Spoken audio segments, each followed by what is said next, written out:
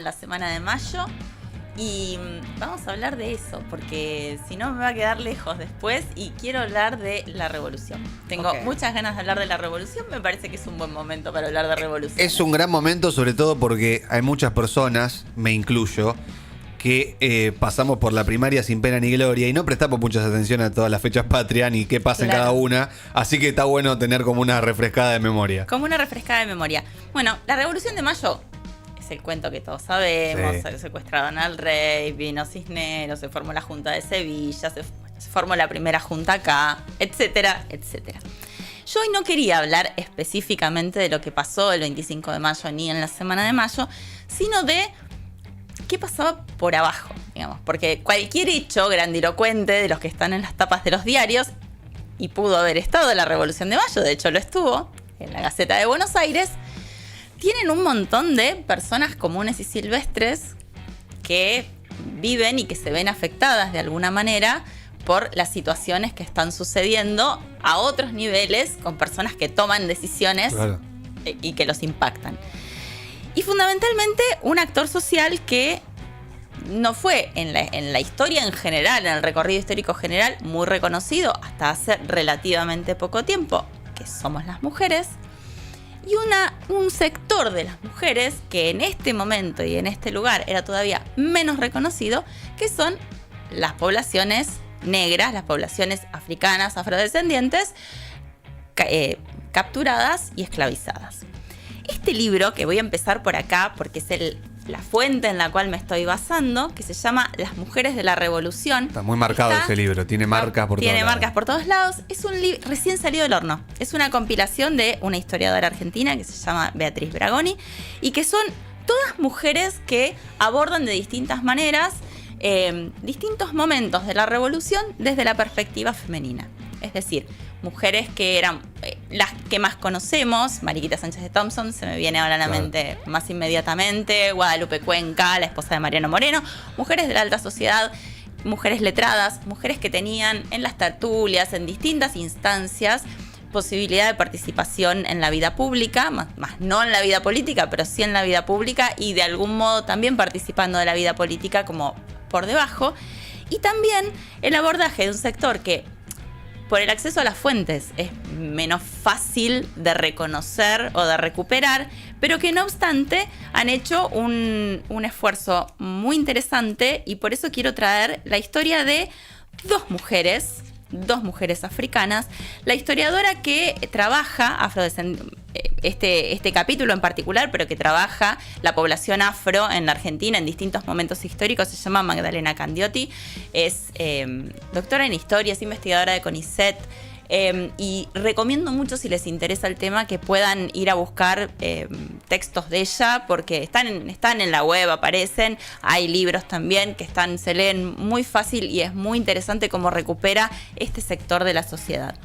Y en este caso, Magdalena recorre la vida y la experiencia de dos mujeres. Una que conocemos más, María Remedios del Valle, y otra que conocemos menos, que es Viviana Casero. Voy a empezar por Viviana, que su relato es un poquito más corto, porque es la experiencia de una mujer que ella era mulata, era hija de María Águeda, africana. Ella había nacido en el territorio del Virreinato de Río de la Plata, en Buenos Aires, y era su dueño, porque el estatus de esclavo era eso, eran humanos que eran apropiables, era don Antonio Casero. Viviana sabía que iba a ser liberada en algún momento, sabía que era esclava y sabía que iba a ser liberada porque don Antonio le prometía, cada vez que hacía un testamento, que en el testamento escribía que iba a ser liberada en el momento en el que él se muriera.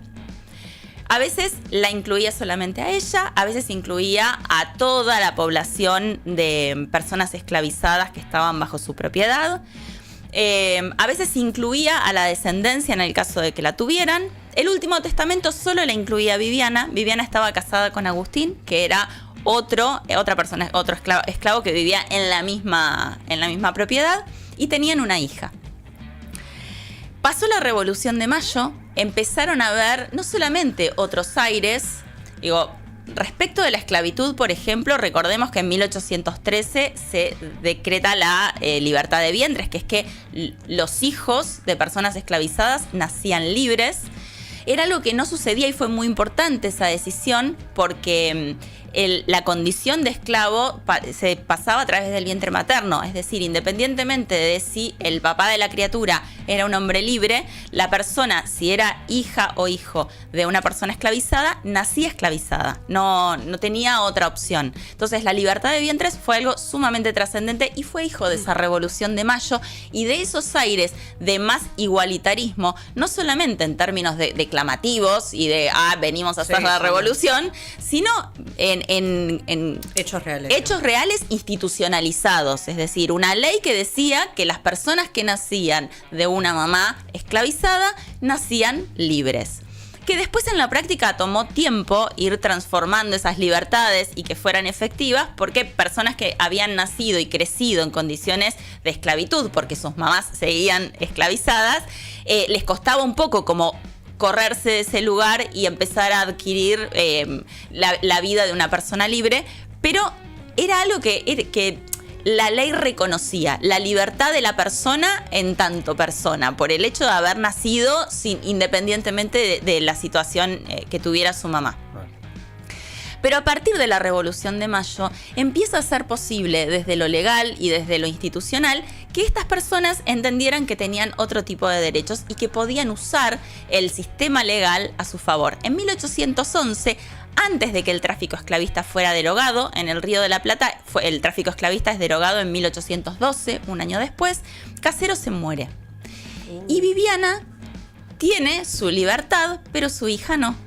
¿Por qué? Porque la viuda de Casero empieza a reclamar que esa bebita era hija de una mujer que había nacido siendo esclavizada y que le correspondía como parte de la herencia que ella tenía de su difunto marido. Para una pregunta, Auge. ¿Por qué Caseros tenía una cuestión ahí de devoción con Viviana que le iba a dejar por algo en particular? Era una promesa. Él estaba casado en segundas nupcias con esta mujer que era su viuda y él era como que, les había prometido que era una nena a la que había visto crecer, que había trabajado en su casa desde muy chiquitita y que le había prometido que iba a ser libre al momento.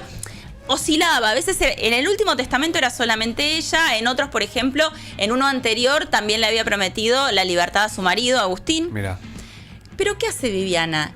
Lo primero que hace es declararse pobre. ¿Para qué? Para poder ser asistida por un defensor público. Ella ya tenía, como mujer libre, una herramienta que era, ella sabía que podía ser defendida. Y empieza a hacer reclamos. Que la justicia al principio oye medio como dubitativamente, diciendo, vamos a ver.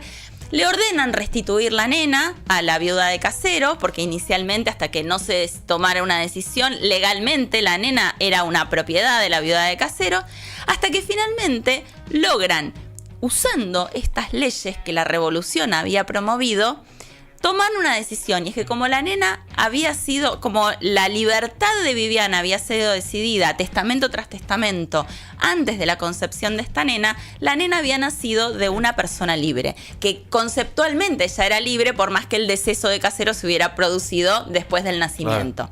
Me parece interesante ver cómo esta revolución es mucho más que ponernos la escarapela, es mucho más que empezar a pensar en las batallas de la independencia y en los hombres que las lucharon, sino que afectó efectivamente la vida cotidiana de muchas personas que de otro modo no habrían tenido oportunidad. Fue generando resortes institucionales que hicieron posible que esta mujer con su marido y con su hija fueran personas libres, porque había una decisión y había una posibilidad legal de llevar adelante ese proceso. Y el otro caso es el caso de María Remedios del Valle, que la conocemos un poquito más, la conocemos como la madre de la patria, pero la conocemos desde dos relatos. El relato de dos historiadores, que uno en la década del 30 y el otro en la década del 40, la presentan medio romántica, ¿no? Carlos Ibarguren en la década del 30 la presenta como esta mujer que siguió a su marido y a sus hijos a la batalla y que la vio, fue la que instaló la idea de que Viamonte se la encontró un día pidiendo limosna en la calle y que entonces se apiadó de ella y fue y pidió en la legislatura por una pensión para la capitana. El segundo es de Jacinto Llavén en la década del 40, que es el que la titula y le pone el nombre de Madre de la Patria. Ahora, ¿qué pasa? Lo que tiene la historia es que son saberes provisorios. No es que nadie haya querido construir una imagen débil de María Remedios, ni es que nadie la haya querido instalar en un panteón de nada, sino es que muchas veces son las fuentes y los recursos con los que se cuentan. Magdalena hizo un trabajo muy interesante en el que ella plantea cómo es la trayectoria y el recorrido. Y eso es buscar documento tras documento donde aparece María Remedios del Valle reclamando algo en la legislatura de Buenos Aires, en el Archivo de la Nación, donde aparece María Remedios del Valle. Bueno, la primera vez que aparece María Remedios del Valle es reclamando, después de las invasiones inglesas, ante el gobierno colonial, que se le pagara por sus servicios, porque ella había peleado codo a codo al lado de las milicias, al lado de los varones, había luchado efectivamente, había estado en el campo de batalla luchando en las invasiones inglesas, y ella exigía una compensación igual a la que tenían sus compañeros. Ese momento... Jugada, te digo, ir con ese reclamo. María Remedios del Valle es mucho más que una señora, la madre de la patria. Es una señora que en 1807, antes de la Revolución de Mayo, peleando en las invasiones inglesas, entendió que era su derecho cobrar, igual que habían cobrado los varones, una compensación por haber participado de esa situación. Le pagan por única vez 12 pesos fuertes. ¿Por qué fuertes? ¿Qué es? Así se llamaba el peso. Eran 12 pesos fuertes. ¿Peso fuerte? Mirá. Después de eso, la volvemos a encontrar en los distintas situaciones que la mencionan en partes de batalla. Se sabe que Manuel Belgrano la tenía muy en consideración. Manuel Belgrano no quería mujeres en el ejército y sin embargo a ella la aceptaba. Se sabe que peleó no solamente como la función que tenían muchas mujeres, y muchas mujeres afrodescendientes, que eran asistir a los soldados cuando estaban heridos, preparar la comida, lavarles los uniformes, sino que muchas veces ella había agarrado las armas al lado de cualquier soldado y se había enfrentado en batalla. Se sabe que fue herida 6 veces, 6 heridas de bala, tenía además heridas de sable. Y se sabe que ella fue a golpearle la puerta a Viamonte. Viamonte no se la encontró pidiendo limosna. En Buenos Aires, ya avanzada, ya en la década de 1820, después de terminadas las guerras de independencia, fue a tocarle la puerta a Viamonte para pedirle un papelito que certificara sus servicios, porque ella quería reclamar que se le diera una pensión con el grado militar que el mismo Manuel Belgrano le había dado. Belgrano la había nombrado capitana.